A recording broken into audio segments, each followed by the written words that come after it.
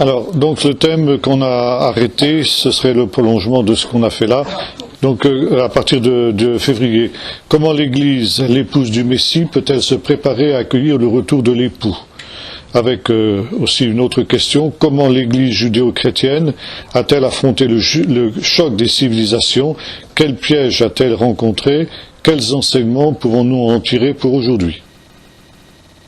Voilà, nous arrivons ce soir à la fin de nos études sur l'Apocalypse, et comme nous l'avions envisagé ensemble la dernière fois, j'ai pensé faire ce soir un résumé de tout ce que nous avons dit, parce que de fait, le livre de l'Apocalypse, comme nous l'avons dit en commençant, est un livre difficile.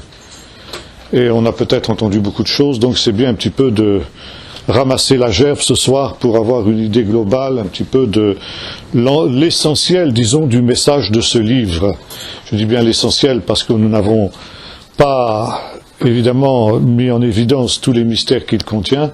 C'était de toute manière au-delà de notre portée, mais on a essayé de dégager l'essentiel du message de ce livre de l'Apocalypse.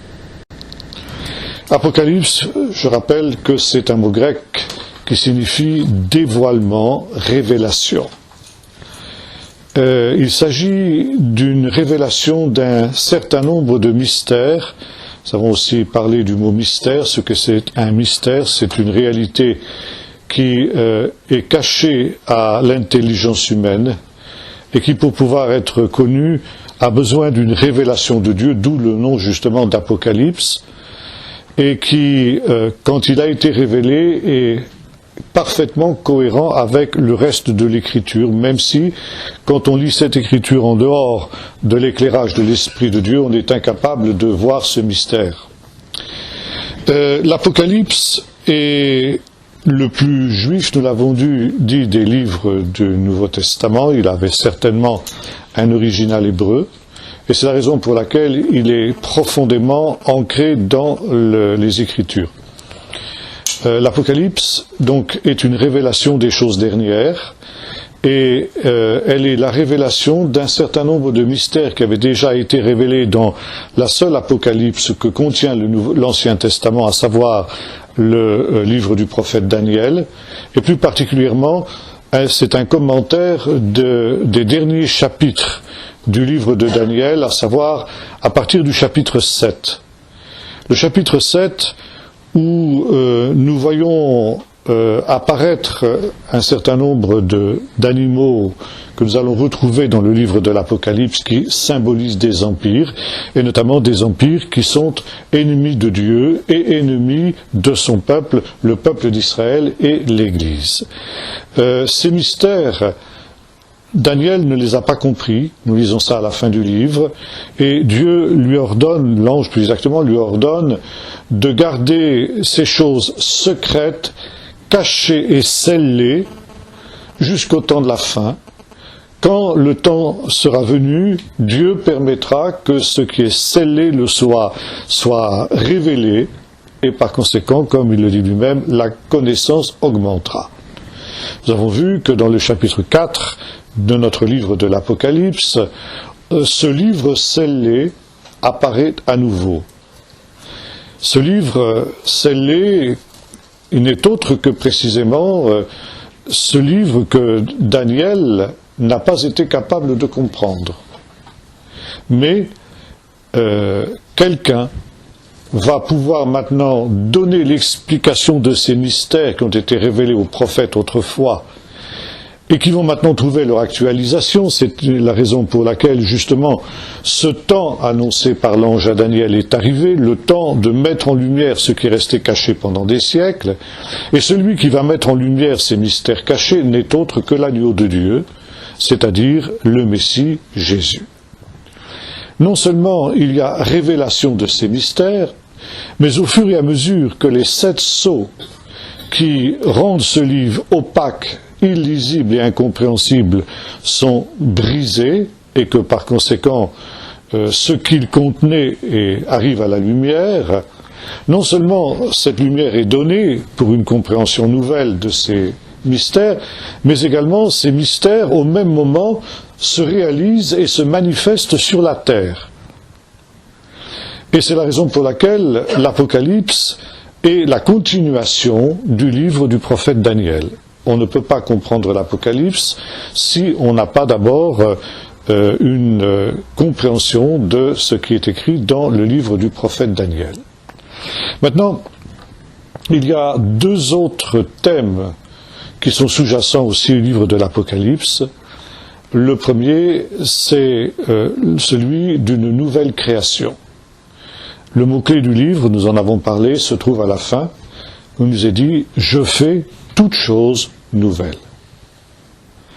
Nouvelle création, c'est un thème qu'on trouve déjà exposé aussi dans le livre du prophète Ésaïe, dans les derniers chapitres, chapitre 65 et chapitre 66, où il est question d'une terre nouvelle et d'un ciel nouveau que le Seigneur va créer, une Jérusalem nouvelle qui n'aura plus besoin de soleil pour être éclairée, thème que nous allons retrouver également dans notre Apocalypse de Jean. Le deuxième livre qui est sous-jacent aussi au livre de l'Apocalypse, outre le livre de la Genèse, puisque parler bien sûr de création, c'est dire qu'il y a des emprunts nombreux qui sont faits au livre de la Genèse.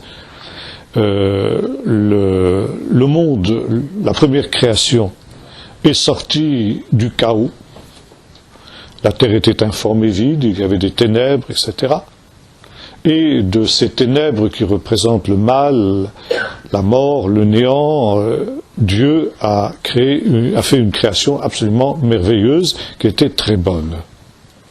Il ne faut donc pas s'étonner que la deuxième création suive le même processus et que cette deuxième création d'un ciel nouveau et d'une terre nouvelle va émerger aussi d'un chaos, donc d'opposition diabolique et satanique comme il y en a eu lors de la première création, et qu'il va y avoir un certain nombre de bouleversements préalables qui vont donner naissance à cette terre nouvelle et à ce ciel nouveau.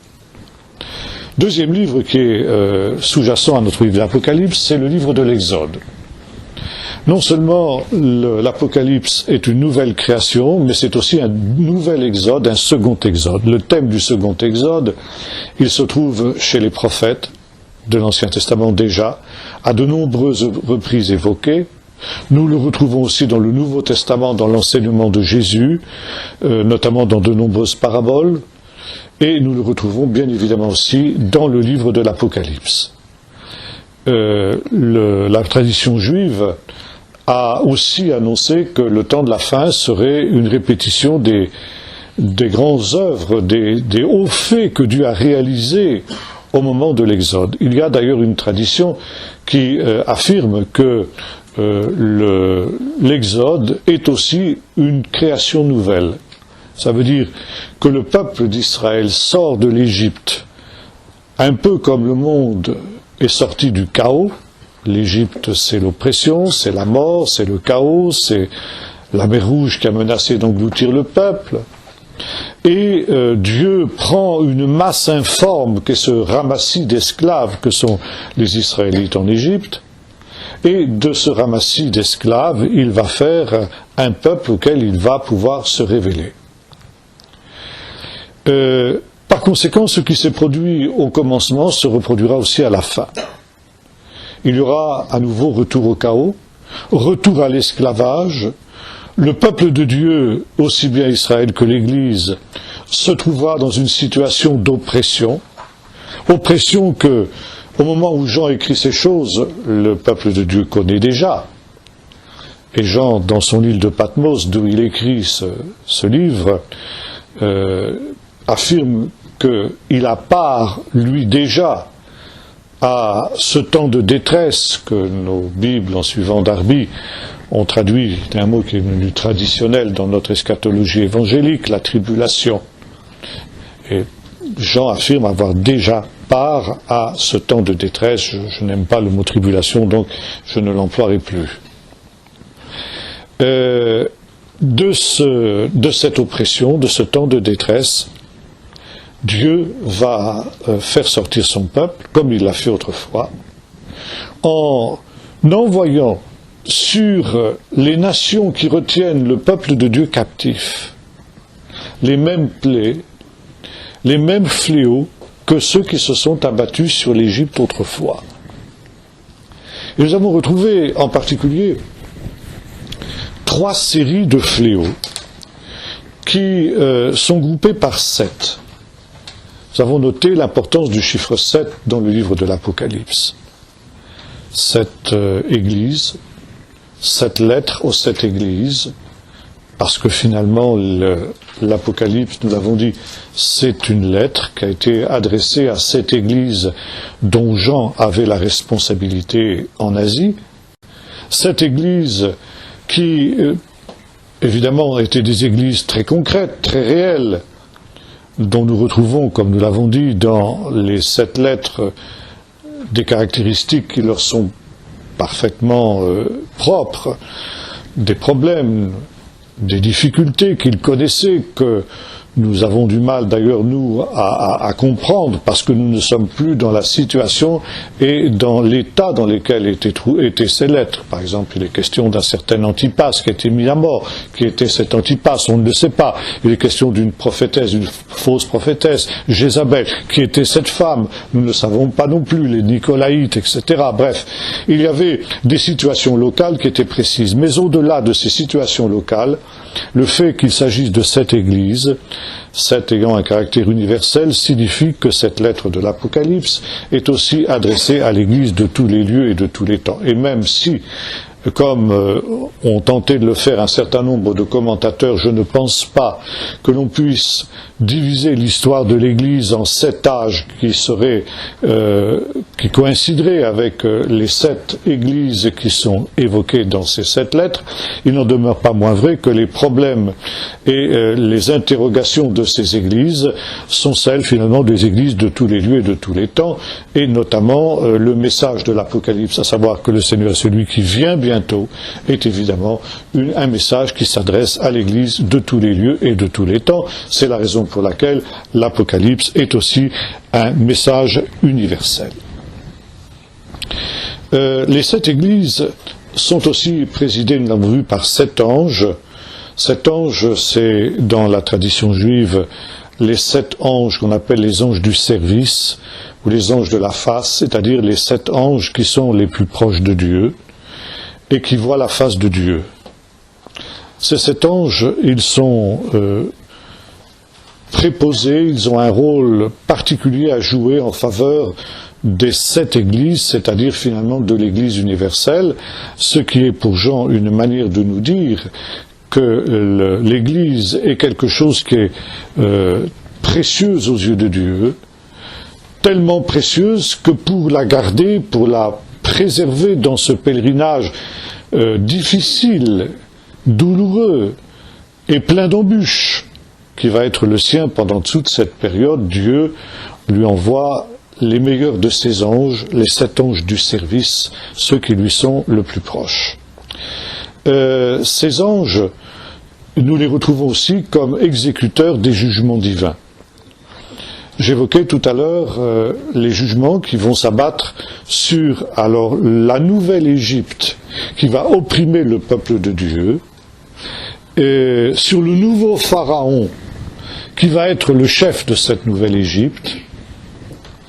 Et ces fléaux, ils sont à l'image de ceux qui se sont abattus sur le pays d'Égypte autrefois. On trouvera par exemple les eaux changées en sang, des montagnes de feu qui tombent dans la mer, des grenouilles, des sauterelles, de la grêle, des ténèbres, etc.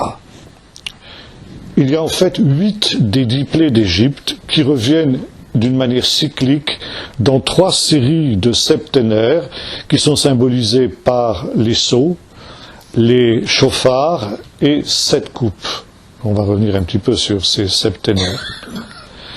Ce qui est très curieux dans la structure littéraire de l'Apocalypse, c'est que ces septénaires, ces 3 séries de 7 fléaux, qui reprennent les mêmes fléaux, mais fléaux qui vont en s'amplifiant, c'est-à-dire que dans la première série de ces 3 septénaires, la série des sceaux, l'étendue des fléaux est limitée à 1/3 de la terre.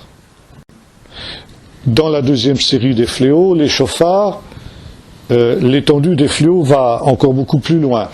Et enfin, dans la troisième série des septénaires, les coupes, c'est la terre entière qui est visitée par ces fléaux. Donc il y a une progression dans la gravité des fléaux.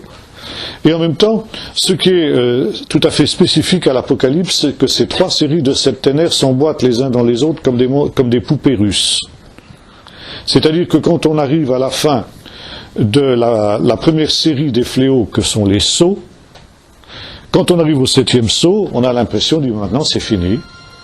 Quand intervient le 7e fléau, alors c'est le retour du Seigneur.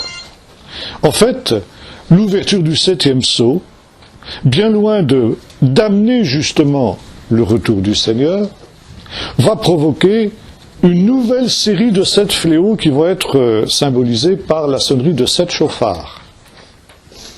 Et quand on arrive au 7e chauffard, on se dit, comme quand on a lu ce qui concerne les sceaux, cette fois-ci c'est fini. Or, la sonnerie du 7e chauffard va au contraire déclencher une nouvelle série d'événements. Et à la suite de ces événements, une nouvelle série de 7 fléaux va se répandre sur la terre, symbolisée par 7 coupes pleines du vin de la fureur, de la colère de Dieu, qui va se répandre sur les habitants de la terre. Et ce n'est qu'à la fin de la 7e coupe que le Seigneur va véritablement revenir. Cette construction littéraire étonnante a un message à nous communiquer, nous l'avons vu, c'est que Dieu retarde son retour et Dieu patiente. Et là, l'Apocalypse est un livre qui décrit le temps de la fin, mais ce temps de la fin, et c'est aussi un message que certainement Jean voulait faire passer aux 7 églises dont il avait la responsabilité, c'était de leur dire, vous êtes dans une persécution, mais ne pensez pas pour autant que cette persécution signifie que le Seigneur va revenir vite. Avant que le Seigneur ne revienne, il y aura un long temps qui va passer. Jean le dit dès l'introduction de son livre, l'ange lui demande d'écrire ce qu'il voit, les choses qui sont à l'heure qu'il est, et les choses qui viendront ensuite.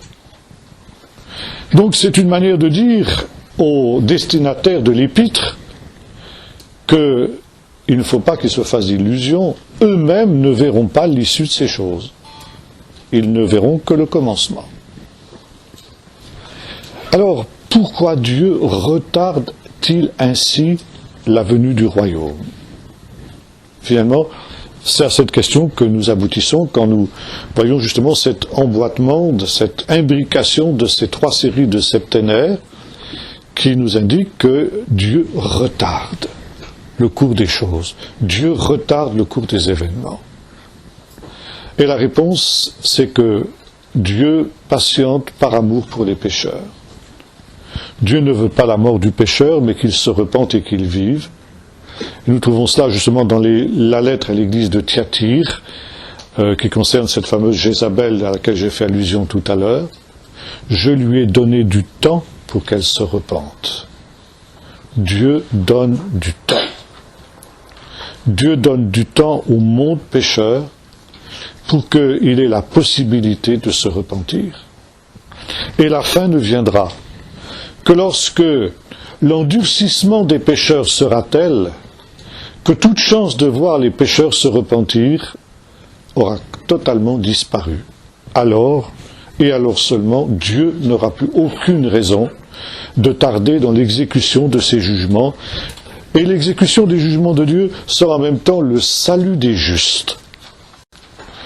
Le châtiment des méchants sera la délivrance des justes exactement comme les jugements qui se sont abattus sur l'Égypte du Pharaon ont été la condition pour que le peuple d'Israël soit délivré de l'oppression du Pharaon. Je reviens maintenant sur les sceaux. Après les 7 lettres, qui sont des messages envoyés à ces 7 églises, qui représentent à la fois des églises locales très précises, nous l'avons dit, mais aussi l'Église universelle, et qui sont des exhortations pour que ces églises soient prêtes à l'événement. Les lettres aux 7 églises de l'Apocalypse sont écrites dans le style qui est celui de toutes les paraboles qui ont pour but justement de mettre en garde contre la venue des choses dernières, et notamment d'exercer déjà un jugement. Les épîtres de Pierre nous disent que le jugement commence par la maison de Dieu. Et pour que justement l'Église échappe au jugement de Dieu, eh bien, le Seigneur déjà juge cette Église.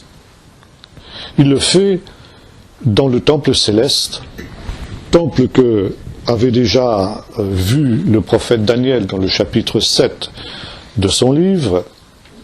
Or, le temple céleste est non seulement un lieu où se déroule un culte céleste, qui est minutieusement décrit dans les chapitres 4 et 5 de notre livre de l'Apocalypse, culte, nous l'avons dit, qui ressemble d'une part au culte de la synagogue, jusqu'à nos jours, mais aussi au culte de l'Église ancienne, tel que les textes des Pères de l'Église, par exemple, ou des textes comme la Didaché des 12 apôtres ou autres, peuvent nous renseigner sur la manière dont on célébrait le culte à cette époque-là dans l'Église ancienne.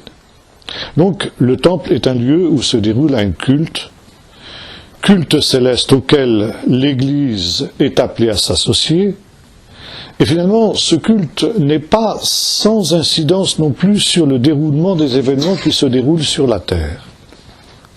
Car le culte céleste fait aussi progresser l'histoire dans le sens de hâter, en même temps, ici on est dans le retard et le fait de hâter, on est dans une sorte de paradoxe, mais qui finalement n'en est pas. Parce que finalement, le culte céleste est une occasion aussi de donner au pécheur l'occasion de se repentir. Et si le pécheur se repent, cela aussi hâtera évidemment la fin. Mais le temple céleste est non seulement le lieu d'un culte, mais c'est aussi le lieu d'un tribunal. Dans le chapitre 7 du livre du prophète Daniel, ce temple devient le tribunal de ces 4 animaux qui ont ravagé la terre et qui sont au début de la vision du prophète, vision qu'on retrouve aussi, dont on retrouve un parallèle dans le chapitre 2 du livre du prophète Daniel, au travers de la vision de la grande statue qu'avait vue le roi Nebuchadnezzar. Et ces 4 animaux qui se succèdent dans le temps, qui représentent 4 empires qui historiquement sont très ciblés, aboutissent à l'apparition du 4e empire, sous la forme d'une 4e bête. Une bête absolument épouvantable, dont la férocité et la méchanceté dépassent toutes celles qui l'ont précédée, et qui, comme le dit le texte du prophète Daniel, met le comble au péché.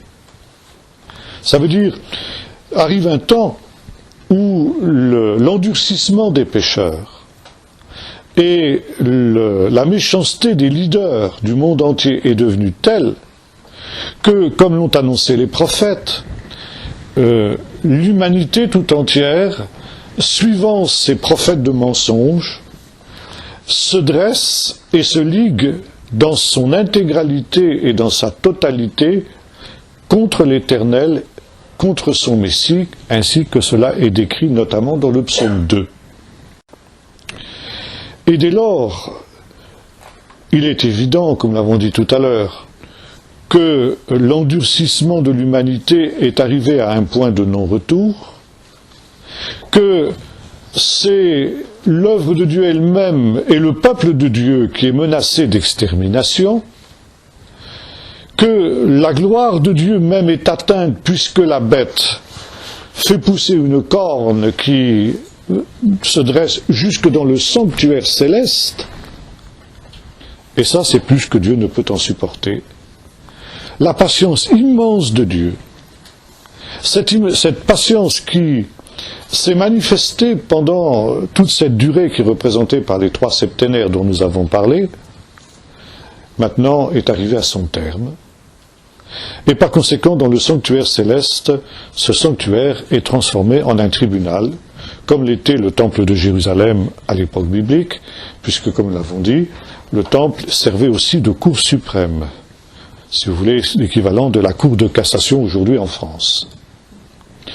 Et donc, un procès est instruit dans le ciel à l'endroit de cette bête qui a corrompu la terre entière. Le verdict est prononcé après que des livres aient été ouverts, et le verdict, c'est la mort. La bête est condamnée à mort. Et après avoir été mise à mort, son royaume, sa domination, est transmise à un mystérieux personnage qui vient sur les nuées du ciel et que le prophète Daniel appelle le Fils de l'homme.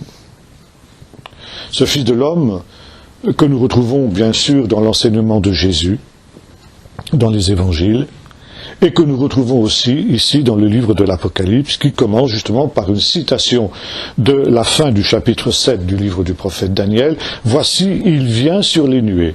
Je vis venir sur les nuées du ciel quelqu'un qui avait l'aspect du Fils de l'homme. » Le Fils de l'homme, le judaïsme de l'époque de Jésus a longuement réfléchi sur cette image du Fils de l'homme qu'on trouve dans le chapitre 7 du livre du prophète Daniel, et y a vu, bien entendu, une image du Messie, le Messie en gloire, qui reçoit tous les royaumes de ce monde, et son règne va être un règne éternel qui ne sera plus jamais remis en question, et qui va être un règne de justice après avoir fait disparaître de cette terre souillée par le péché tout ce qui est contraire à la gloire de Dieu. De sorte que un nouveau royaume va émerger sur une terre nouvelle, sous un ciel nouveau, et dans une Jérusalem nouvelle, un temple nouveau, toute chose va être nouvelle. Je fais toute chose nouvelle. Donc ici je reviens à notre livre scellé, ce livre qui était celui dans lequel le prophète Daniel avait caché les choses qui lui avaient été révélées, et qui vont donc marquer une première série de fléaux. L'image des chauffards, qui suit ensuite, les chauffards, les cornes de bélier, non pas les trompettes, enfin c'est des trompettes d'une certaine manière si on veut, mais quand on parle de trompettes dans notre langue française, on pense plutôt à des trompettes de métal, alors qu'ici il s'agit d'une corne de bélier. Dans la tradition juive, la corne de bélier annoncera les choses dernières. Il y a en particulier une fête dans le calendrier liturgique juif qu'on appelle la fête des chauffards. C'est une fête qui se célèbre le premier jour du 7e mois et qui, pour des raisons diverses sur lesquelles je n'entrerai pas parce que ce n'est pas notre sujet, est devenue dans le judaïsme moderne la fête du Nouvel An juif. À l'origine, c'était tout simplement la fête des chauffards.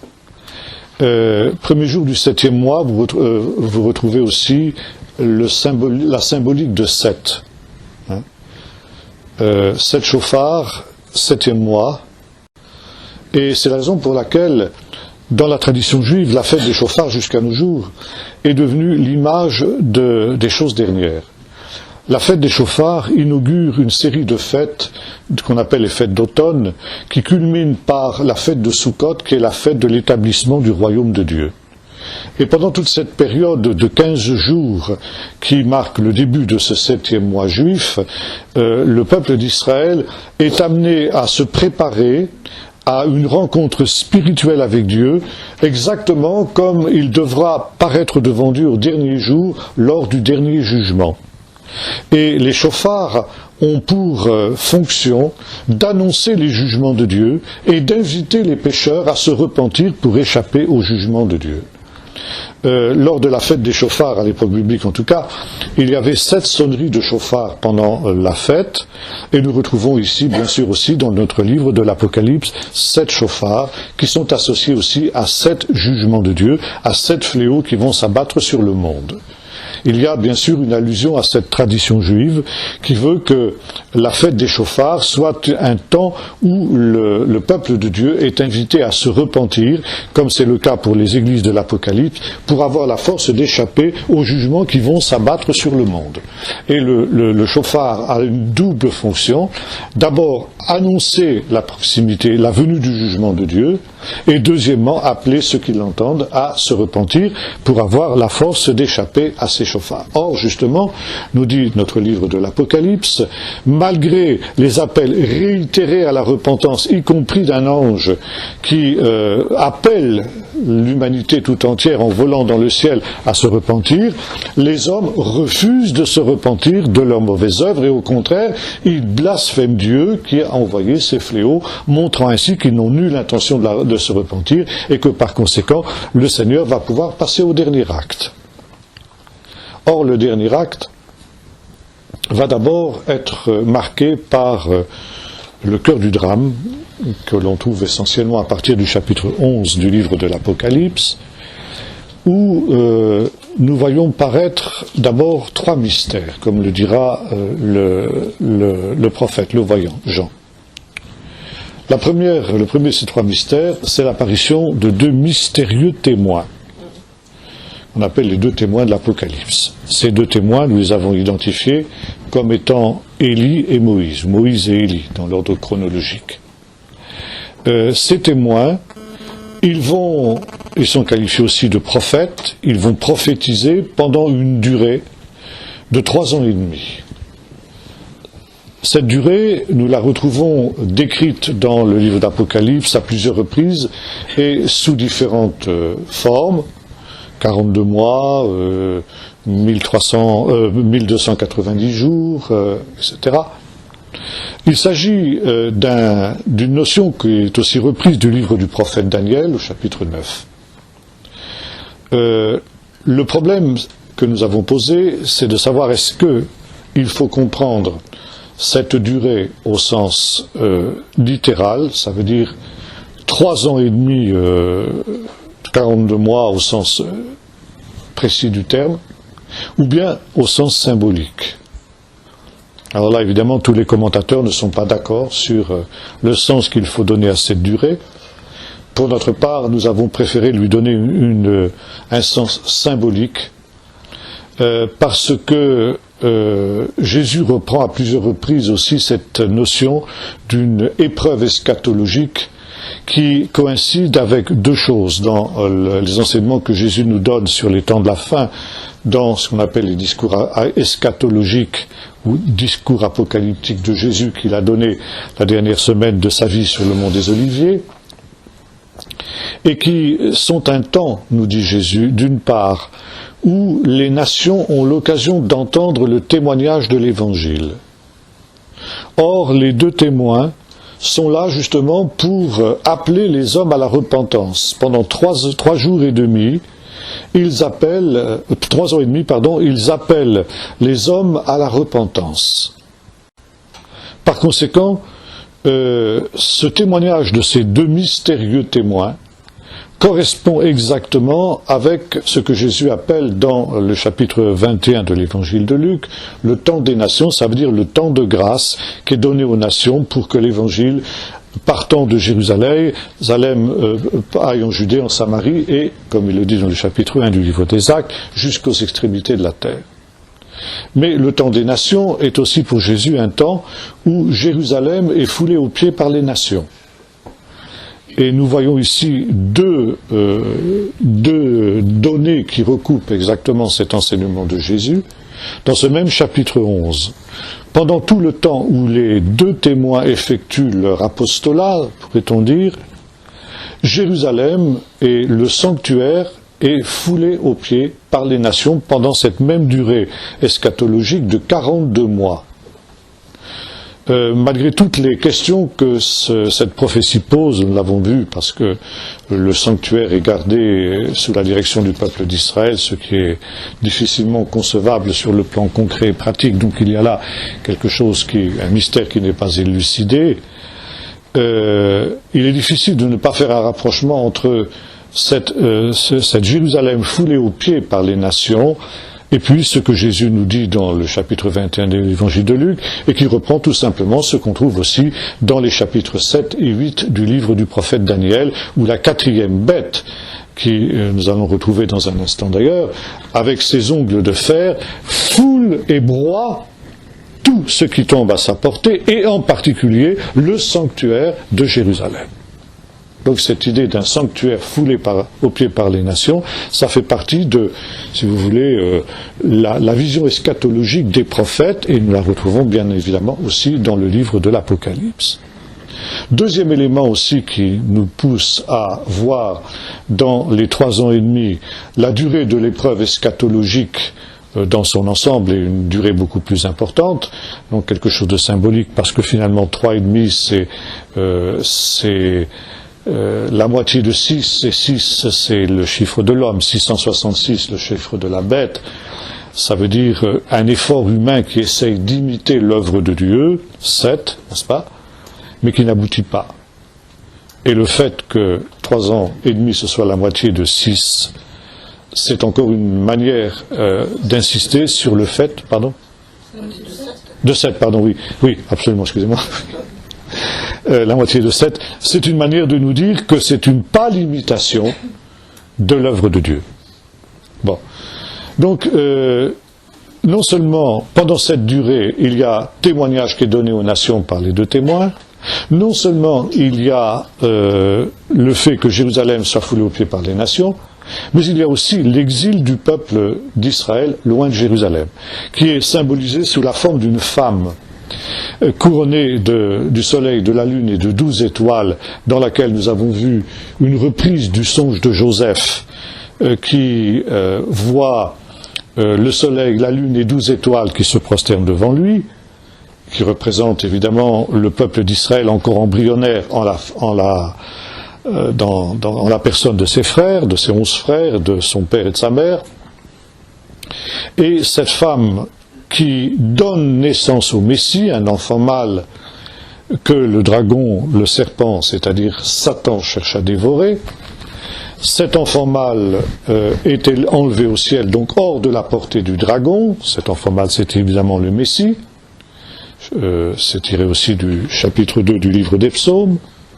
Et finalement, n'ayant plus la possibilité de nuire à cet enfant, le dragon se retourne vers sa mère, c'est-à-dire vers le peuple d'Israël. Et finalement, le peuple d'Israël est miraculeusement protégé par Dieu pendant la durée de cette épreuve eschatologique, qui est également mentionnée dans sa durée de 3 ans et demi dans le texte de cet exil de la femme. Et cette femme s'enfuit au désert, après que le serpent essayait de la noyer, comme il a essayé de noyer le peuple d'Israël quand il est sorti d'Égypte, au travers des eaux de la mer Rouge. Et le miracle de la mer Rouge s'accomplit à nouveau, la terre ouvre sa bouche et absorbe l'eau pour que justement la femme puisse échapper à son sort. Et cette femme reçoit les ailes du grand aigle pour être protégée pendant cette durée de l'épreuve eschatologique, loin de la face du serpent. Les ailes du grand aigle, c'est aussi un texte qui nous est donné dans le livre de l'Exode, où le Seigneur dit à Moïse, « Vous avez vu ce que j'ai fait, et comment je vous ai porté sur les ailes du grand aigle pour vous amener vers moi. » Donc ici, on est toujours dans le thème du 2e exode dont nous avons parlé tout à l'heure. Ce qui s'est produit lors du premier exode se reproduira au temps de la fin lors du 2e exode. Israël, selon ce qu'ont annoncé les prophètes, notamment le prophète Osée, retournera au désert. À nouveau, il y aura un exil. Mais dans cet exil, malgré la persécution dont le peuple d'Israël sera l'objet, il sera miraculeusement protégé, comme le peuple d'Israël a miraculeusement survécu au désert, endroit où il aurait dû périr. par la grâce de Dieu, il a survécu. De la même manière, Israël, comme l'a annoncé le prophète Ézéchiel, sera dispersé dans le désert des peuples. La diaspora d'Israël est comparée à un désert, même si ce ne sera pas physiquement un désert, comme ça a été le cas pour le premier Exode. Mais dans ce désert des peuples, comme dans le désert du Sinaï, le peuple d'Israël, logiquement, devrait périr. Et voilà, il va être miraculeusement protégé pour qu'au temps de la fin, il puisse revenir à Jérusalem. Ces trois événements, à la fois donc évangélisation des nations par les deux témoins, domination de Jérusalem par les nations, exil d'Israël parmi les nations, correspondent avec cette notion que Jésus a qualifiée de temps des nations, et dans le livre de l'Apocalypse correspondent avec cette durée de l'épreuve eschatologique de 3 ans et demi dont nous avons parlé. Maintenant, pendant cette période décisive de l'histoire, d'autres événements dramatiques se produisent selon les chapitres suivants, les deux chapitres suivants, les chapitres 12 et 13, et même 14. L'apparition d'une bête monstrueuse qui monte de la mer. Cette bête, elle nous est décrite, et elle correspond avec la bête que nous trouvons, la 4e bête que nous trouvons dans le livre de Daniel.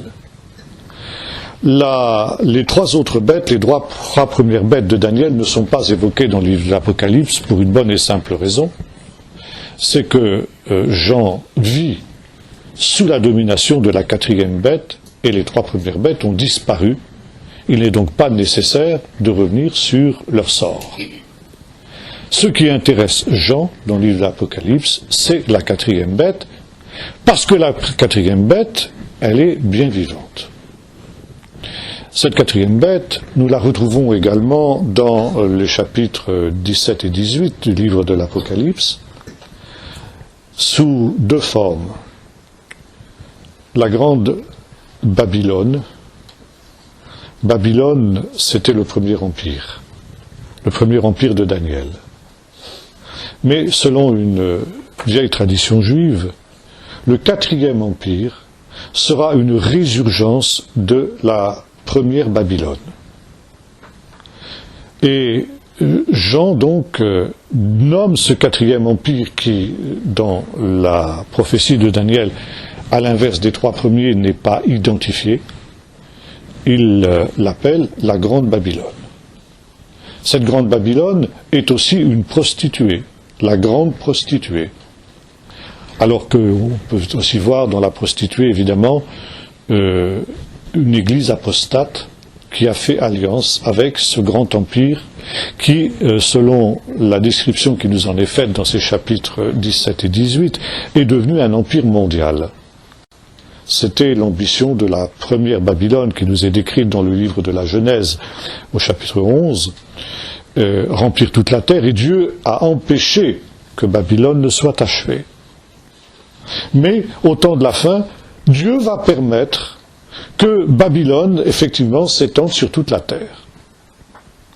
Et cette grande Babylone, ça va donc être un empire mondial, ce qu'on appelle aujourd'hui le grand village mondial. Il est très intéressant de noter que nous vivons à l'âge de la mondialisation.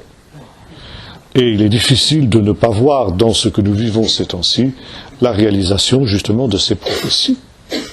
D'autant que nous avons ici affaire à un empire qui est véritablement totalitaire et anti-Dieu. Ce qui n'est pas sans avoir de nombreux points communs avec notre grand village mondial que nous avons évoqué il y a un instant. Maintenant, cette 4e bête, elle est clairement identifiée, pas directement parce que la censure romaine y veillait, mais il est clairement identifié avec l'Empire romain. Un empire romain qui, comme l'ont dit les sages d'Israël, doit passer par différentes phases, mais qui va demeurer jusqu'à la fin et ressurgir à la fin. Et la durée de cet empire correspond justement avec cette durée de l'épreuve eschatologique, les 3 ans et demi dont nous avons parlé tout à l'heure. Par conséquent, cette bête se trouve directement aux prises avec les deux témoins qu'elle va finir par mettre à mort dans la haine qui est la sienne contre Dieu. Ce faisant, les deux témoins subissent le sort de tous les prophètes selon la tradition juive, à savoir justement la persécution et la mort. Jésus lui-même va connaître ça aussi. Il ne convient pas qu'un prophète meure en dehors de Jérusalem. Et cette bête, elle représente finalement le grand empire mondial, la nouvelle Égypte, dont son chef, le pharaon, l'antichrist plus exactement, va être un nouveau pharaon. Maintenant, après la première bête, surgit une deuxième bête qui, elle, monte de la terre. La mer, nous l'avons vu, c'est l'image de l'Empire romain dans la tradition juive, puisque la mer symbolise les nations dans le livre des psaumes et dans le livre du prophète Ésaïe. Or, l'Empire romain est un conglomérat de nations. Et pour ne pas nommer l'Empire romain, on parlait des nations. Jésus parle des rois des nations. Ça veut dire des rois de Rome, des empereurs romains. Jésus parle du temps des nations, c'est-à-dire du temps où Rome va dominer sur la terre, etc.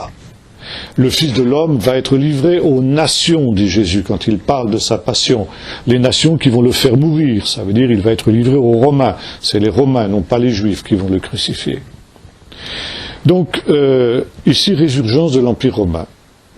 Mais cet Empire romain s'allie avec un autre empire parce que, malgré son énorme puissance, cette puissance que lui a donnée le dragon, il ne parvient pas à ses fins. Et pour cela, il a besoin d'alliés.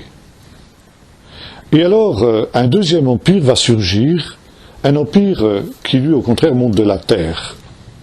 La terre, dans la tradition juive, c'est le désert. Par conséquent, un empire qui va venir du désert. Cette idée de deux empires qui s'allient contre le peuple de Dieu au temps de la fin, vous le trouvez dans les chapitres 11 et 12 du livre du prophète Daniel. Par conséquent, ici, il y a une reprise de ce thème par Jean dans notre Apocalypse. Et finalement, cet empire, nous l'avons identifié avec le royaume du Sud de Daniel, c'est-à-dire finalement l'empire arabe. C'est comme ça en tout cas que le peuple juif, les sages d'Israël, le comprennent jusqu'à nos jours.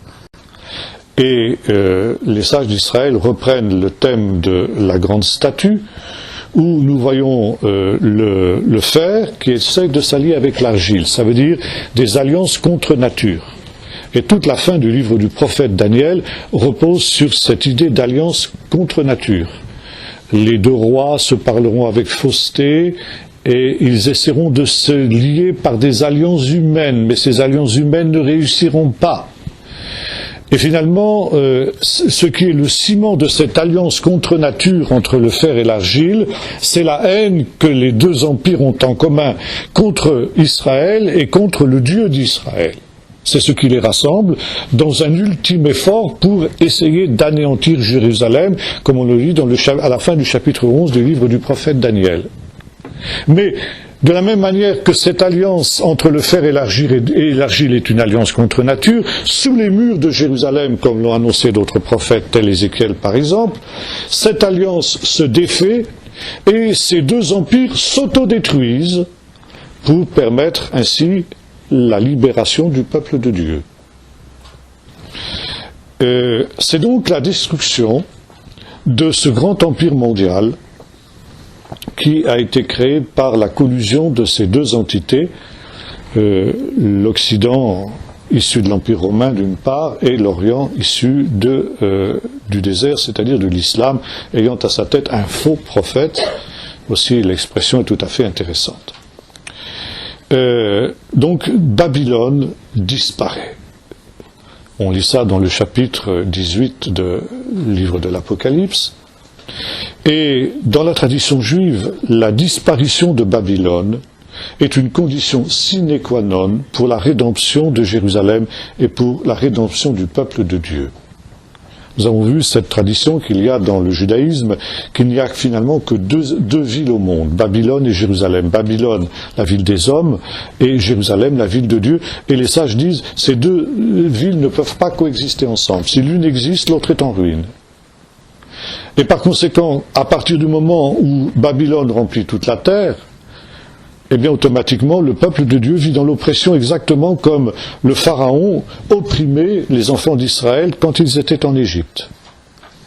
Et quand cette grande Babylone s'effondre en un instant, comme la grande statue de Nebuchadnezzar s'effondre en un instant, frappée par une pierre mystérieuse qui se détache de la montagne sans le secours d'aucune main, alors les choses dernières vont pouvoir se manifester. Il y a une dernière série de fléaux qui va mettre fin à cet empire babylonien, néo-babylonien si l'on peut dire, c'est les 7 coupes qui interviennent après l'apparition de ces bêtes. Les coupes, c'est aussi quelque chose de très intéressant parce que le jour du Kippour, c'est-à-dire le jour le plus saint de l'année juive, qui se situait dans cette période de temps que nous avons évoquée entre la fête des chauffards et la fête des tabernacles, la fête de Sukkot. Au milieu, il y a la fête de Kippour, qui est le moment le plus solennel de l'année. Et à cette occasion, outre le sacrifice du bouc expiatoire et l'envoi au désert du bouc émissaire, il y avait 7 libations qui étaient faites sur les bases de l'autel. 7 libations ici qui sont représentées par ces 7 coupes qui manifestent aussi les 7 ultimes jugements de Dieu, qui vont faire en sorte que, comme la 7e plaie d'Égypte, la grande Babylone va s'effondrer comme conséquence de l'intervention de ces 7 derniers fléaux. Et c'est alors le retour du Seigneur en gloire, sur un cheval blanc. Cela nous est décrit dans le chapitre 19 du livre de l'Apocalypse. Et en un instant, les forces des ténèbres sont balayées, comme par la pierre qui se détache de la montagne sans le secours d'aucune main, et le Fils de l'homme entre dans son règne, il prend possession des empires humains. Et le chant des rachetés ne s'y trompe pas, les royaumes de ce monde sont devenus le royaume de Dieu et de son Messie, et ils régneront au siècle des siècles.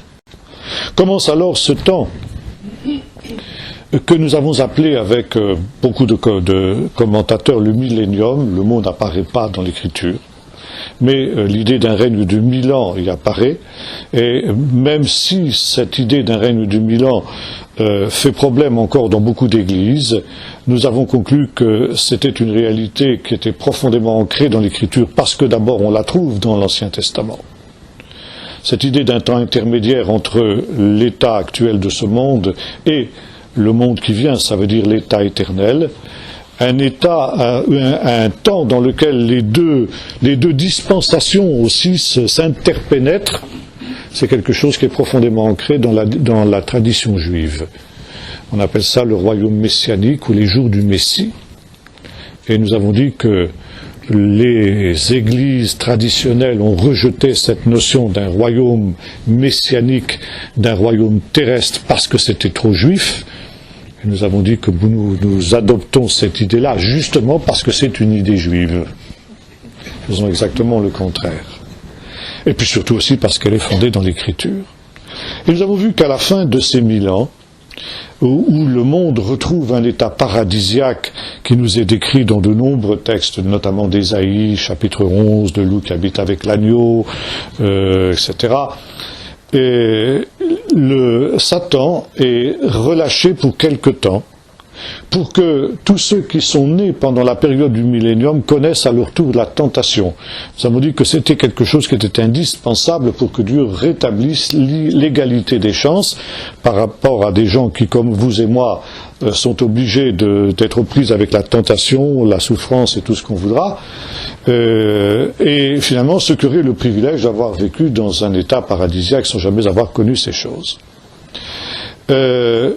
Par conséquent, ce temps est une ultime tentation, un retour à ce qui s'est produit dans le Jardin d'Éden, et chose surprenante, la majorité de l'humanité se laisse à nouveau entraîner dans cette ultime révolte contre Dieu, qui provoque l'ultime réaction de Dieu, et qui va donc mettre fin à l'existence de ce monde intermédiaire que nous avons qualifié comme étant le monde du millénium, pour laisser la place à l'état éternel. Ça veut dire destruction de la terre actuelle, son remplacement par une terre nouvelle et un ciel nouveau, comme l'a annoncé déjà le voyant au début de son livre de l'Apocalypse, une Jérusalem nouvelle qui descend du ciel. Nous avons vu que Jérusalem, c'était quelque chose aussi de tout à fait nouveau, et en même temps nous avons précisé que il n'y a pas simplement rupture, il y a une certaine rupture bien sûr par rapport à ce qui était avant, mais aussi continuité.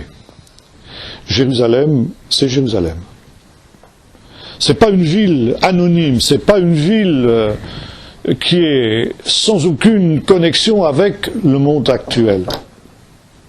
Jérusalem, c'est la récapitulation de toute l'histoire humaine, de toute l'histoire biblique. C'est la ville dans laquelle il y a le nom des 12 tribus d'Israël, le nom des 12 apôtres de l'agneau, et dans laquelle on apporte la gloire des nations, ça veut dire tout ce que les nations ont produit de meilleur, et qui est en quelque sorte intégré dans cette Jérusalem nouvelle, trouvé digne par Dieu d'entrer dans cette Jérusalem nouvelle. Nous avons vu que l'histoire de l'humanité, l'histoire biblique commence dans un jardin, et elle devrait s'achever dans un jardin, s'achever dans une ville. Une ville, c'est une construction humaine, bien que là, cette ville-là, elle soit construction de Dieu. Mais elle est la récapitulation de toute l'histoire humaine, ou du moins de ce que cette histoire humaine a produit de valable aux yeux de Dieu, de telle sorte que Dieu peut, en quelque sorte, l'assumer, lui apporter son approbation et finalement l'intégrer dans cet état éternel que sera justement la nouvelle Jérusalem. Dernier point, deux derniers points. Cet état éternel est aussi comparé à un festin des noces de l'agneau. Parce que le repas, nous l'avons vu, c'est l'image d'une communion dans la parole de Dieu. Et notamment d'une communion après que cette communion ait été brisée par le péché. Le repas, c'est l'acte par lequel on scelle une réconciliation lorsqu'il y a eu un problème avec quelqu'un. Et dire que l'état éternel sera un banquet, le festin des noces de l'agneau, c'est une manière de dire que Dieu prend à témoin toute sa création, les anges, les démons, en disant « j'ai eu un problème avec l'humanité ». Cette humanité s'est révoltée contre moi, mais maintenant nous sommes réconciliés, la preuve, nous mangeons ensemble. Et puis, dernier point, le livre de l'Apocalypse s'achève sur une invitation à venir, parce que le Seigneur est celui qui vient vite. Et en même temps, un ordre est donné au prophète, contraire à celui que Daniel avait reçu, à savoir ne pas sceller de sceller ce livre, et Jean reçoit l'ordre inverse, ne scelle pas ce livre, parce que le temps est court. Et il y a ici une invitation pressante, qui est l'invitation qu'on trouve déjà dans les lettres aux 7 églises et qui est reprise en conclusion, d'avoir à se préparer pour cet événement qui va arriver à l'improviste d'une manière totalement surprenante pour tous les hommes. Je viens vite, et par conséquent il est nécessaire de séparer dans sa vie ce qui est pur et ce qui est impur pour pouvoir être retrouvé digne d'avoir part au festin des noces de l'agneau. Bien. Maintenant que la caméra est coupée, on peut parler librement. Allez-y pour les questions. Bon, j'ai résumé très rapidement tout ce que nous avons dit. Bien sûr, c'était très schématique, mais enfin, j'ai essayé de faire une synthèse. Alors, allez-y, si vous voulez que je revienne sur certains détails que vous n'auriez pas bien compris ou qui vous feraient encore problème. C'est pas lié vraiment à l'Apocalypse, mais dans le chapitre 19 d'Ésaïe, on voit ce qui s'est passé actuellement en Égypte. Et il y a le frère dressera sa... Ah oui, ça oui, d'accord, oui. Et on voit aussi qu'il y a une prophétie qui est donnée concernant la route qui... Je t'avais déjà posé la question, mais c'est pas clair dans mon esprit.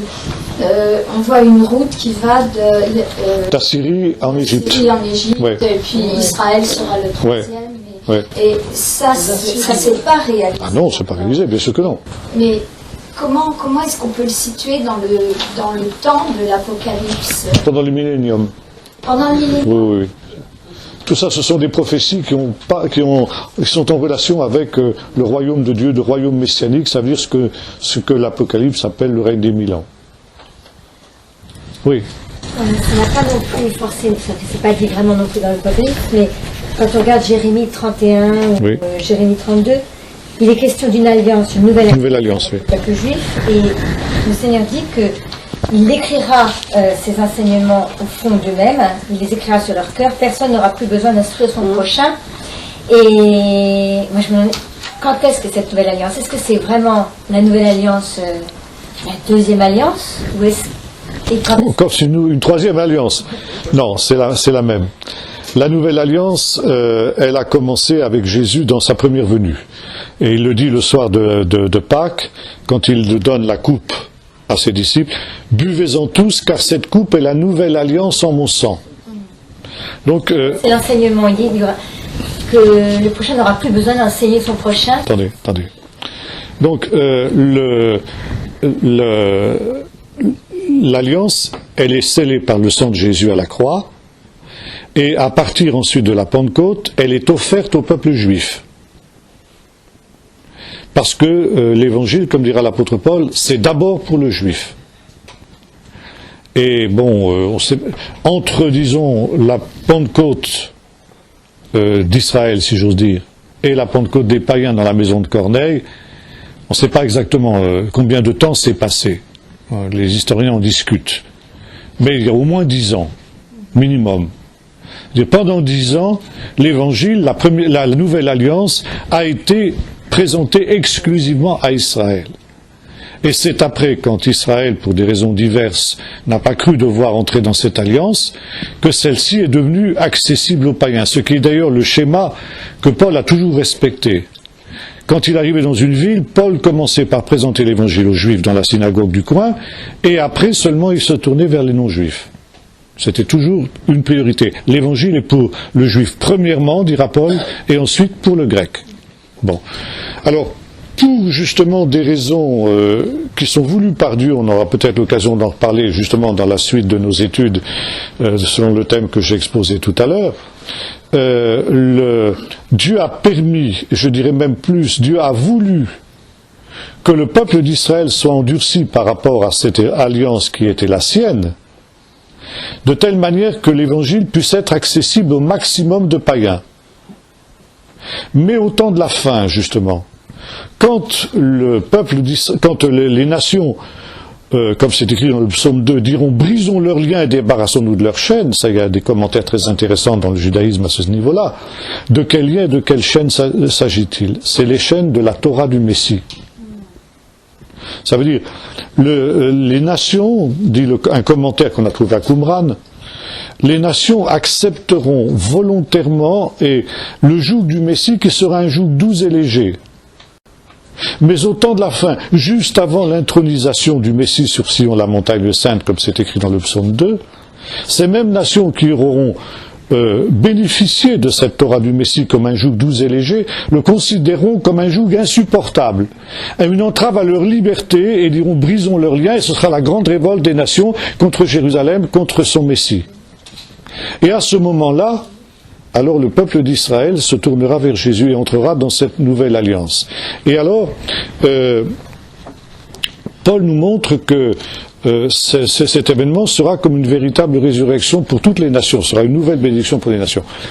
Maintenant, on trouve cette idée dans le livre d'Apocalypse, chapitre 7, où nous voyons justement les 144 000 qui représente la plénitude d'Israël. C'est pareil, il y a une symbolique des chiffres. Il ne faut pas prendre 144 000 au sens littéral, pas plus que les 3 ans et demi, nous avons parlé tout à l'heure, les 7 églises. Il faut le considérer que c'est la plénitude du peuple d'Israël qui a vu s'accomplir ce que Paul a dit, le voile a été ôté, ils se sont tous tournés vers le Seigneur, et ils sont associés à cette foule de toute nation, de toute tribu, de toute langue, qui avant eux, en quelque sorte, ont déjà fait la paix avec Dieu. Vous voyez, il y a cette réconciliation entre l'Église des nations, si j'ose dire, et puis Israël qui s'est tourné vers Jésus au temps de la fin. Dans ce qui est, une seconde, qui est la fête de Sukkot en même temps. Alors maintenant, la Torah écrite dans le cœur, on n'en est pas encore arrivé là, encore que Paul reprend cette idée aussi, que vous êtes une lettre, non pas écrite sur des tables de pierre, mais sur la table de vos cœurs, etc. Oui. J'ai spécialement envie de demander si c'était le début de cette époque qu'on voyait maintenant. Enfin, est-ce qu'on vit maintenant cette époque? Je pense que oui. Je pense que oui. Le mur d'inimitié est en train de tomber. Et en même temps, la révolte des nations contre Dieu. Regardez ce qui se passe dans notre propre pays avec cette pièce abominable qui passe là dans différents théâtres, où le Seigneur est traîné dans la boue et encore je suis poli. On voit que dans l'Apocalypse 11, on parle de l'Égypte, et puis Dans un sens symbolique, Égypte, oui. Et dans un sens symbolique, il est dit. Et puis il va y avoir un tremblement de terre et puis il y aura 7000 morts. Oui. Oui, mais ça c'est pareil. Là, vous savez, on entre dans ces détails de l'Apocalypse, c'est très difficile de dire à quoi ça correspond exactement. L'Apocalypse est encore voilé de mystère, et je crois qu'il faut que nous respections cela, et que nous acceptions de ne pas pouvoir comprendre un certain nombre de choses. L'idée d'un tremblement de terre, c'est quelque chose qu'on trouve en relation avec les choses dernières très souvent chez les prophètes. 7000 qui meurent, je ne sais pas à quoi ça correspond. Je préfère ne pas spéculer sur ces données-là, quoi. Maintenant, on retrouve la notion de l'Égypte. Oui, l'Égypte, effectivement, parce que l'Égypte, le royaume de l'Antichrist est une nouvelle Égypte. Ces nations qui disent brisons leurs liens, donc ils auront connu le Seigneur. Oui, justement. Justement, c'est ça, c'est ce que dit notre commentaire. Le commentaire nous dit ceci. Le commentaire du psaume 2 qu'on a trouvé à Qumran nous dit ceci. Dans les derniers temps, donc le roi Messie donnera une nouvelle Torah, selon qu'il est écrit dans le Deutéronome chapitre 10, 18 ou 17, je ne sais plus exactement. Quand le roi s'assiera sur son trône, il écrira pour lui, on dit en hébreu, Mishneh Torah. Alors on traduit en général un double de cette Torah, mais on peut comprendre aussi Mishneh Torah, une deuxième Torah en hébreu. Et on fait l'assimilation, il y a une méthode d'exégèse rabbinique qu'on appelle Xerashava, ça veut dire comparer des textes semblables. Donc quand le roi s'assiera sur son trône, et le psaume 2, c'est moi qui ai fait asseoir mon roi sur Sion, ma montagne sainte. Donc on conclut que le roi de Deutéronome, c'est le même que celui du psaume 2, c'est-à-dire c'est le Messie. Quand le Messie viendra, il s'assiera sur son trône, il écrira une deuxième Torah qu'il répondra à toutes les nations, car il est écrit « Demande-moi, je te donnerai les nations pour héritage, et tu posséderas les extrémités de la terre. » Et c'est là que le commentaire dit ceci. Le Messie répondra sa Torah dans toutes les nations qui le recevront comme un joug doux et léger volontairement jusqu'aux extrémités de la terre. Mais quand les nations recevront cette Torah, le peuple d'Israël le fera-t-il? On ne répond pas à la question, mais on laisse entendre qu'au moment où les nations accepteront la Torah du Messie, il se pourrait qu'Israël ne le fasse pas. Bon. Et au temps de la fin, donc au contraire, les nations qui auront accepté ce joug du Messie le rejetteront, et ce sera l'apostasie. Et c'est ce que nous sommes en train de vivre, comme disait notre sœur il y a quelques instants là-bas.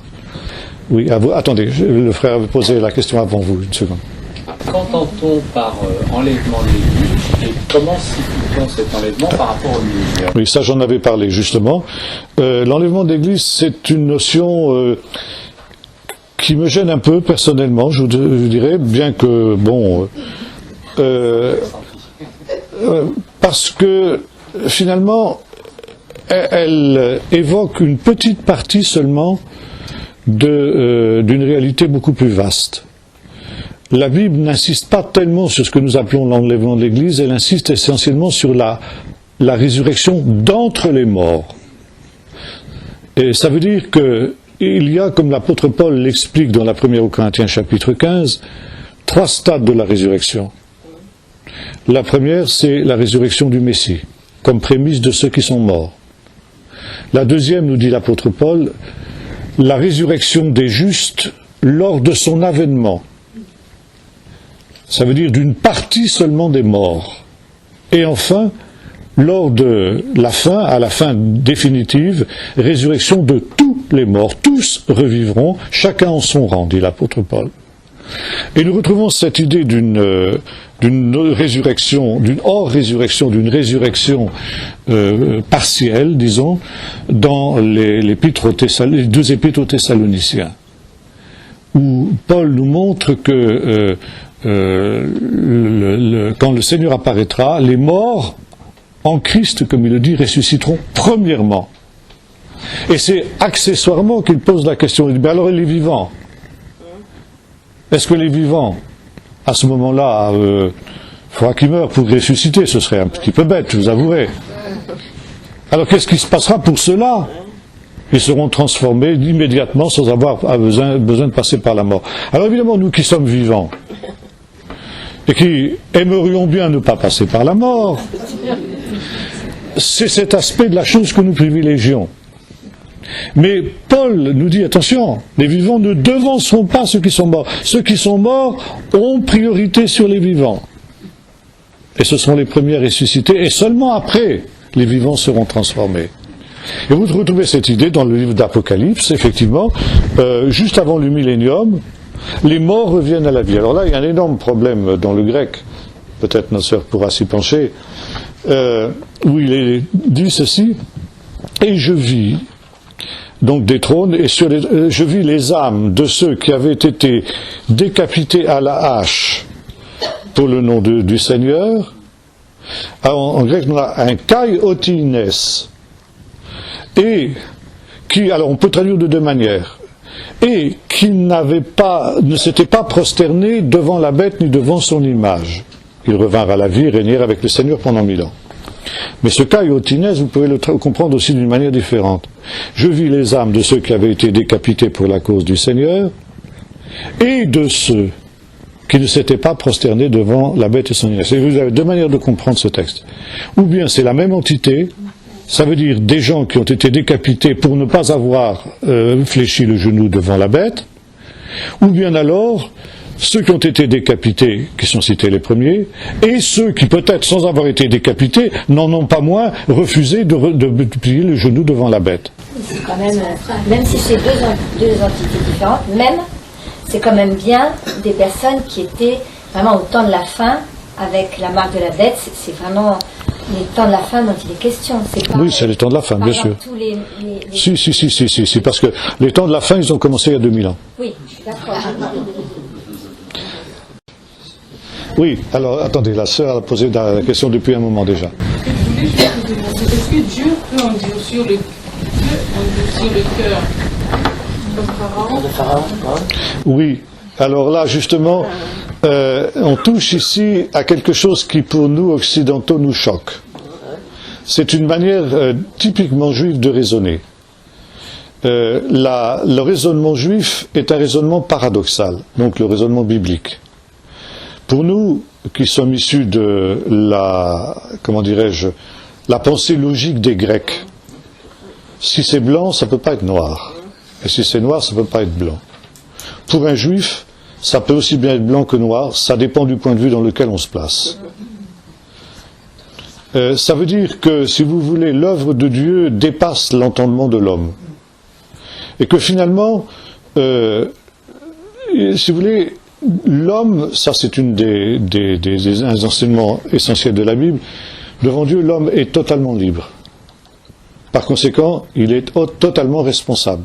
Responsable de ses choix, responsable de ses actes, et il ne pourra pas accuser Dieu de l'avoir influencé dans un mauvais sens. Bon. Si l'homme choisit la mauvaise voie, il en est seul responsable. Mais en même temps, Dieu a quand même sa part. Vous avez des textes aussi dans l'Ancien Testament qui sont paradoxaux. Dieu crée le bien et le mal. Job dit, nous recevrions de Dieu le bien, nous ne recevrions pas le mal. Et vous avez d'autres textes qui disent aucune ombre, rien de mauvais ne peut venir de Dieu, le Père des Lumières. Vous voyez, c'est le paradoxe. Ça veut dire, si on prend le point de vue de l'homme, l'homme est totalement responsable. Mais finalement, Dieu utilise cette liberté de l'homme pour accomplir son plan. Et le mal que Dieu n'a pas voulu, mais que Dieu a permis, entre mystérieusement dans le plan de Dieu, entre mystérieusement dans le dessein de Dieu. Et Paul dira que Dieu a préparé des vases de colère pour le jour de la colère qu'il a lui-même façonné. Et le Pharaon a été façonné aussi pour être l'instrument de cette colère. Alors évidemment, ça nous choque parce que d'un côté on dit, mais alors où est la responsabilité de l'homme là-dedans? Où est la liberté de l'homme? Ben, c'est les deux. Ça dépend du point de vue dans lequel on se place. Vous voyez? Alors ça, c'est un mystère qui nous dépasse, mais il faut accepter que ça nous dépasse. Alors ça a été, vous savez, des sujets de discussion énormes dans l'Église, ça. Avec Calvin, tout ça, la question du libre arbitre et tout ça, la prédestination. Mais c'est un faux problème, parce que ça, c'est un problème d'intellectuels occidentaux.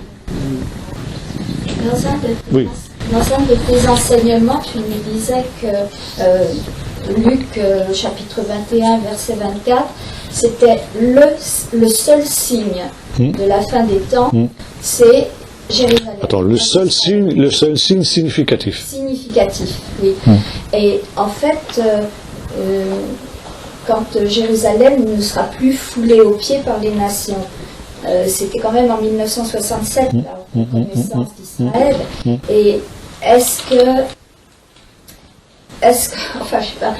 que les choses ont avancé finalement quand on voit ce qui se passe actuellement? Parce que 67, ça fait loin quand même déjà. Et on se dit, mais quand ça va arriver? Bon, alors, une petite nuance tout de même. On peut dire que depuis 67, Israël a commencé à retrouver sa souveraineté, mais il n'a pas encore retrouvé sa souveraineté sur le monde du temple, et ceci volontairement. Car quand justement Israël avait cette souveraineté, Moshe Dayan est arrivé au mur et il a vu le drapeau d'Israël sur le toit de la mosquée. Il l'a fait enlever. Et il a rendu au Waqf, c'est-à-dire au conseil musulman qui administrait la mosquée, l'autorité sur le monde du temple. Et aujourd'hui, c'est le Waqf qui a la souveraineté sur le monde du temple, même si Israël a un droit de regard, si vous voulez. Mais vous ne pouvez pas aller sur le mont du temple sans l'autorisation du Waqf. Ça veut dire que le lieu saint, le lieu très saint d'Israël est encore aujourd'hui foulé aux pieds par les nations. Ça veut dire que la prophétie est réalisée seulement partiellement. Vous voyez? Oui.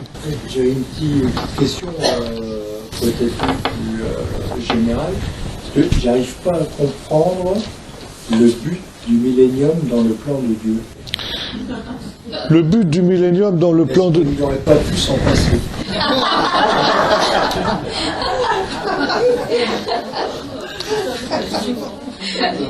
Le but du millénium dans le plan de Dieu, c'est de montrer aux hommes ce que le monde aurait pu être et ce qu'il aurait pu devenir si l'homme avait marché avec Dieu, plutôt que d'écouter Satan.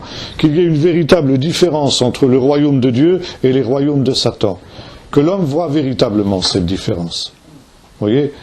Et ensuite, donc, pour montrer aussi une deuxième chose, c'est que malgré cette extraordinaire miséricorde de Dieu, qui a transformé ce monde de souffrance, de violence, de mort, etc., en un paradis, hein, eh bien, que l'homme continue malgré tout à prendre le parti de Satan.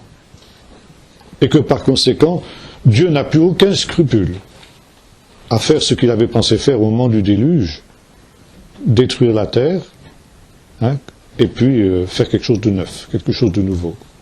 Dieu avait dit, je ne détruirai plus la terre à cause de l'homme. Et vous avez un parallèle entre ce qui s'est passé au déluge et ce qui se passera à la fin du millénium. Donc Dieu dit, je regrette d'avoir créé l'homme. Parce que toute la terre était corrompue. Et c'est ce qui se passe au temps de la fin. Toute la terre est corrompue. C'est l'apostasie, c'est la grande révolte ultime contre Dieu.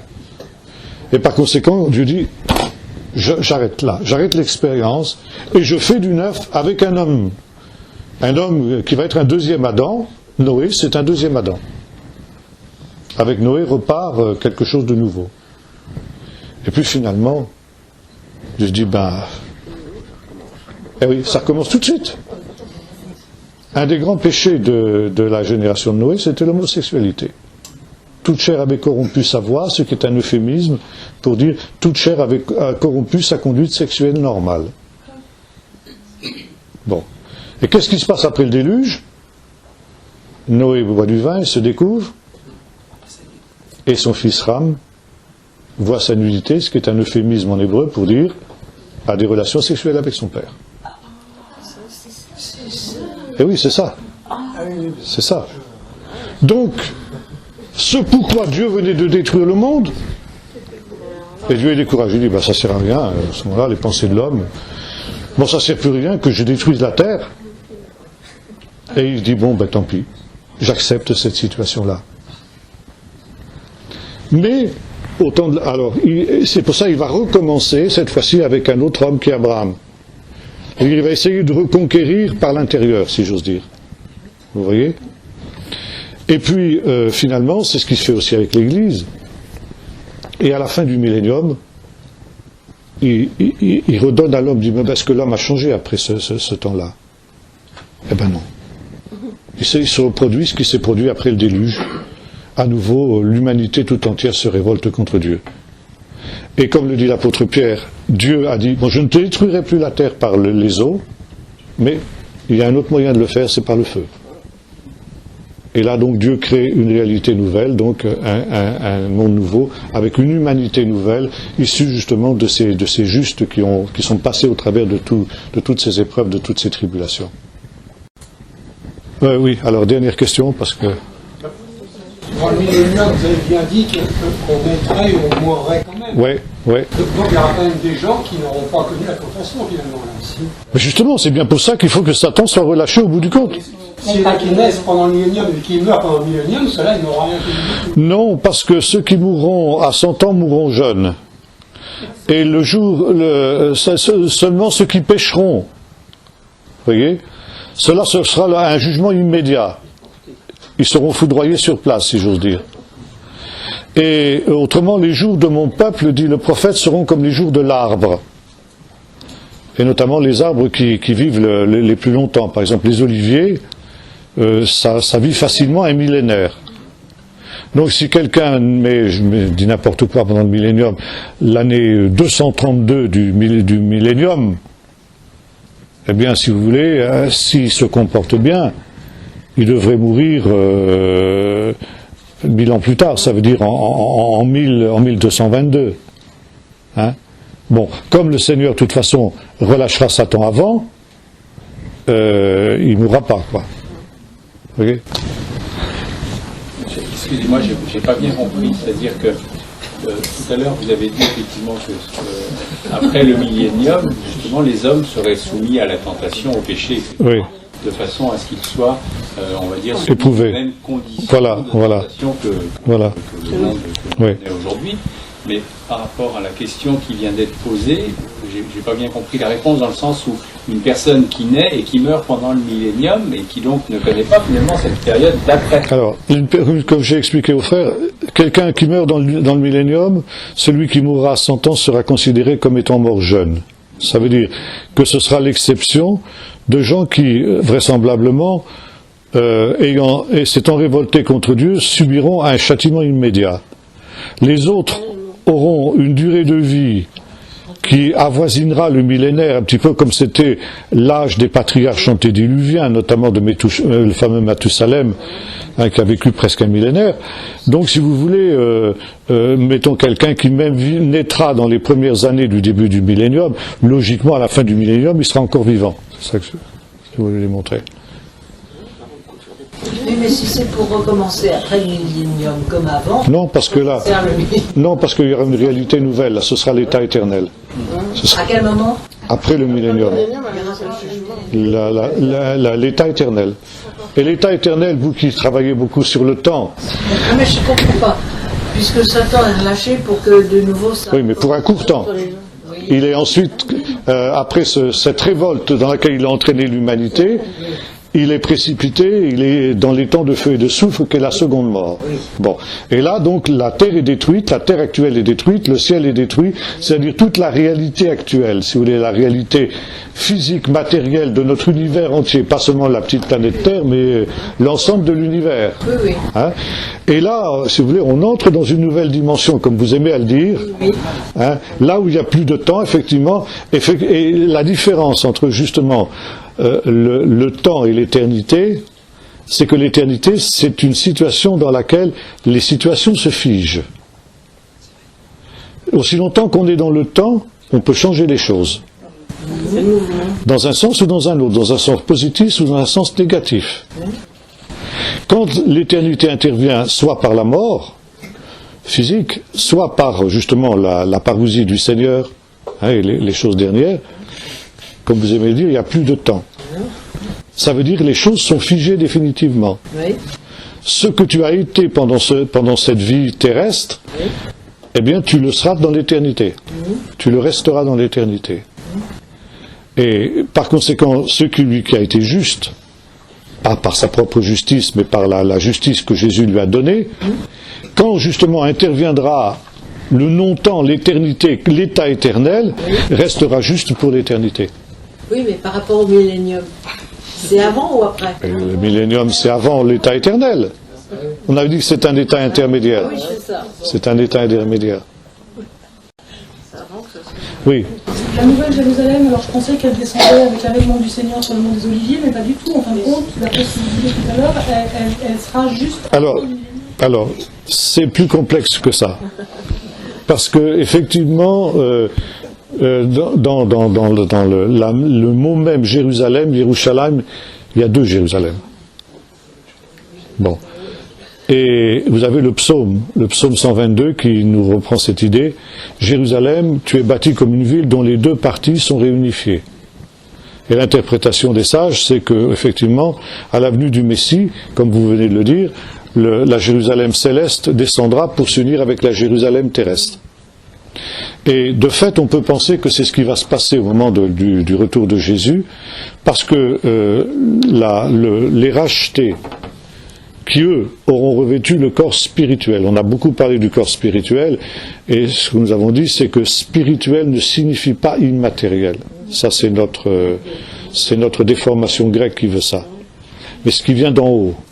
Le corps spirituel, c'est un corps qui peut vivre dans deux réalités différentes, dans deux dimensions. Ça veut dire qu'il peut vivre dans deux Jérusalem.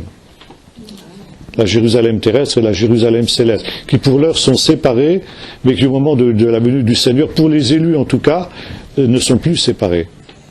Mais disons là, Jérusalem ultime, c'est-à-dire la récapitulation de l'image, de l'histoire humaine, n'apparaîtra qu'après le millénium. Dernière alors. Vous avez parlé de la libération de Satan. Ce sera à la fin du millénium? Oui, à la fin du millénium. À la fin du millénium. Relisez le chapitre 20 du livre de l'Apocalypse. Je n'ai toujours pas compris si Jésus revenait pour le millénium ou après le millénium. Mais lisez le texte. Il revient avant le millénium pour établir son règne, comme ça a été annoncé par le prophète Daniel. Il reçoit les royaumes de la bête qui lui ont été ôtés et qui maintenant sont transmis au Fils de l'homme pendant les 1000 ans. Voilà. Au bout des 1000 ans, Satan est relâché.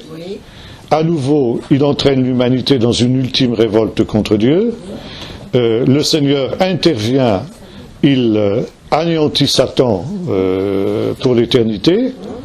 Et la terre qui a été souillée par l'ultime révolte et par tout le péché, cette terre-ci telle que nous la connaissons, et tout l'univers disparaissent pour faire place à une réalité nouvelle, qui n'est pourtant pas, comme on dit tout à l'heure, qui en même temps a une rupture et une continuité. C'est la continuité de tout ce qui a été considéré comme positif par Dieu et qui va être en quelque sorte le matériau brut avec lequel Dieu va construire ces réalités nouvelles. Il y a une continuité entre l'état actuel et l'état éternel. Jésus revient pour le millénium, et après il revient pour chasser Satan définitivement. Si on veut, il sera là déjà. Il va revenir, il sera là. Il sera resté. Et où on en est là? Où est-ce qu'on en est? Ben, on en est à la fin de la première étape, là, juste avant le retour du Seigneur, quoi. Oui, voilà. Le millénium. Avant le millénium, oui. Avant le millénium. Mais la prochaine fois, donc, je pense que on posera la question, la première de nos questions, à savoir, que faut-il faire pour être prêt? Oui. Pour le retour du Seigneur. Et ça va nous amener à nous attacher à un certain nombre de paraboles. Parce que le but des paraboles est celui-là. Le but des paraboles, la parabole, c'est un genre littéraire qu'on trouve dans l'histoire du peuple d'Israël. Peu de chrétiens savent que nous avons des milliers de paraboles des sages qui nous sont parvenues de l'époque de Jésus. Et la parabole est toujours centrée sur les choses dernières.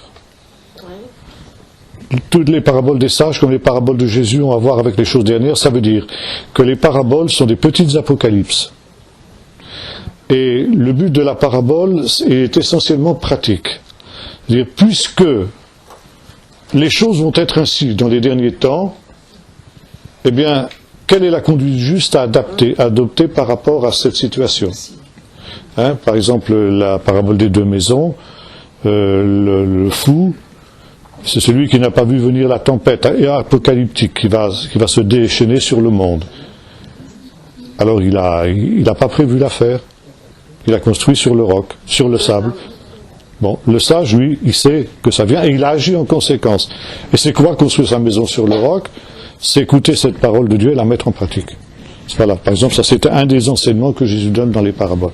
Alors on abordera ça. Donc relisez les paraboles, relisez Matthieu 13, relisez des choses comme ça. Et je ne suis pas encore posé une question. Tu as dit tout à l'heure que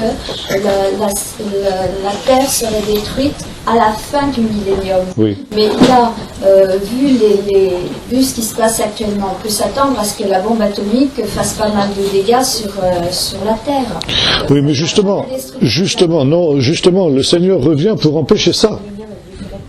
Un des buts du retour de Jésus aussi, c'est d'empêcher l'autodestruction de l'homme. Ça ne veut pas dire qu'il épargnera tout, mais ça veut dire qu'il limitera ça, parce qu'autrement, effectivement, si vous voulez, c'est l'idée de la parousie que vous trouvez par exemple chez les prophètes dans ce qu'on appelle le jour de l'Éternel, ce que les prophètes appellent le jour de l'Éternel, c'est le jour où Dieu sort de son repos. Depuis le 6e jour de la création, le soir du 6e jour, le début du Shabbat, Dieu est entré dans son repos. Ça ne veut pas dire qu'il était épuisé par le travail qu'il a effectué pendant les 6 premiers jours. Ça veut dire qu'il volontairement il cesse d'agir pour laisser la place à l'homme. Et en principe, Dieu laisse maintenant l'homme diriger les affaires du monde. Il a remis le monde à la direction de l'homme. Et Dieu ne sort de son repos, ça veut dire Dieu n'intervient dans l'histoire de l'humanité que vraiment quand c'est indispensable. Et l'intervention de Dieu, c'est ce que nous appelons le miracle. Quand Dieu guérit un malade, il sort de son repos. Il ne laisse pas le cours naturel des choses se faire. Donc il sort de son repos. Dieu intervient pour délivrer Israël qui est sur le point d'être écrasé par les Égyptiens, et c'est la sortie d'Égypte, c'est l'Exode. Dieu sort de son repos. Et pourquoi? Parce qu'autrement Israël allait être exterminé. Bon. Donc Dieu va sortir de son repos au dernier jour, et ce sera le retour du Seigneur, parce que justement, c'est non seulement le peuple d'Israël qui sera en danger d'être exterminé, mais c'est l'humanité tout entière qui risquera de disparaître.